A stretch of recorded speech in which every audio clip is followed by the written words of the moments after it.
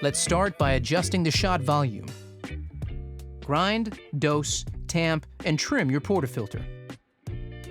Press the Program button, then insert and lock the portafilter into the group head. To reprogram the volume of the 1 or 2 cup button, select the button you wish to adjust to start the extraction. Once sufficient espresso volume has been extracted, press the same button to stop. The machine will beep twice to confirm. Different beans require a different water temperature to extract their optimum flavor.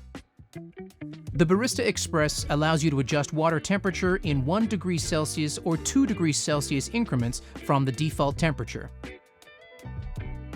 To enter advanced temperature setting mode, turn the machine off.